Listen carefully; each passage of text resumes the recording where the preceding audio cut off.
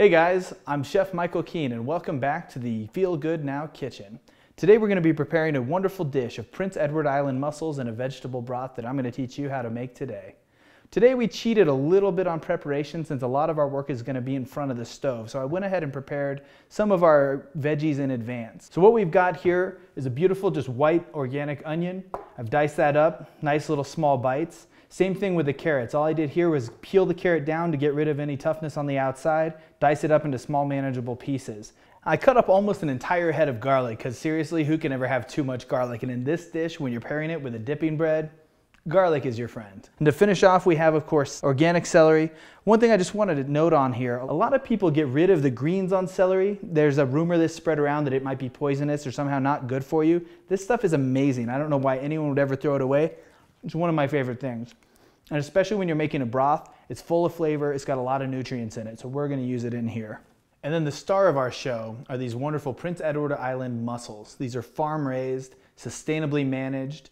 I was talking to our fishmonger about these and he said it's one of the few products that he hasn't seen change price in 10 years in business. That tells us that they found a stable system that's working well for them, it's low impact, and delicious. One important thing to remember is always to rinse and debeard your mussels. You have to remember these feed from the stream in the ocean, so they're picking up sediment, and then the beard is actually the part of the mussel that they're using to hold on against that current.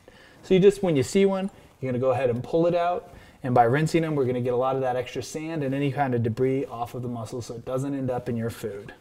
An important element of making any sauce, broth, soup is flavor layering. This just means that you have elements that go into a hot, dry pan, you've got elements that go in with the liquid. It's easy, but it's worth the extra attention. In this dish, we're gonna begin with a little bit of extra virgin olive oil. Don't let your pan get too hot. You'll notice we're using a pretty shallow but liddable pan. I would normally do this a little bit deeper, but we want you to be able to see what's going on here. Our first ingredient to go in are gonna be the savory elements. And that starts off with the garlic. And all this garlic is good to put in. A thing to remember with garlic is that you don't necessarily need to put it into a hot pan. It actually cooks more rapidly than you think. You can put it into a warm pan and let it come up to temperature with the oil. Okay, our garlic is starting to smell really savory and flavorful, and that's how I know that it's done. It's one of these things where if you go by the visuals, you've actually already overcooked the garlic. Once you smell it, you're pretty much ready to go. So next I'm going to add in my onions.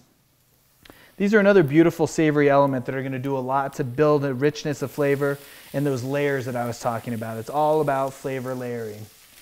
And now we're starting to see some browning on the bottom of the pan, and the onions are definitely full scented right now. That's how I know that it's getting time to add in our wine, and we're going to deglaze this pan just a little bit.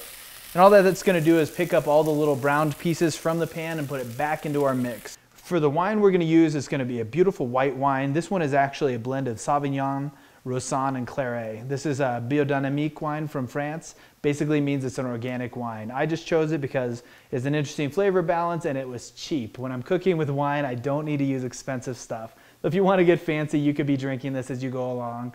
I find the kitchens are dangerous enough without me having too much vino, unfortunately. As I pour the wine in here, I'm going to want to stay back just a little bit because it's going to have a tendency to splatter.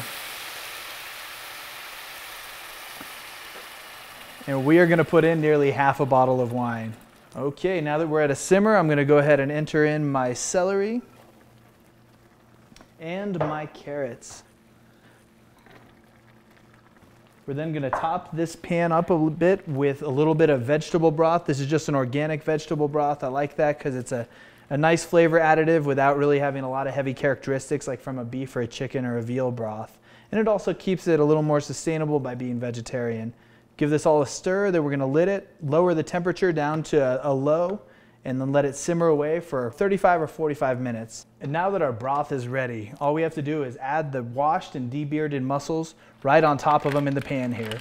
Just going to spread them out right in there. I'm going to move them around just a little bit so I make sure that everything's covered, and then lid the entire pot. It's just going to take a couple of minutes. It's more common to overcook than to undercook your mussels, but what you're looking for is for all of those little mussels to pop open. That's how you know they're ready. Try and pull them out as quickly to that as you can.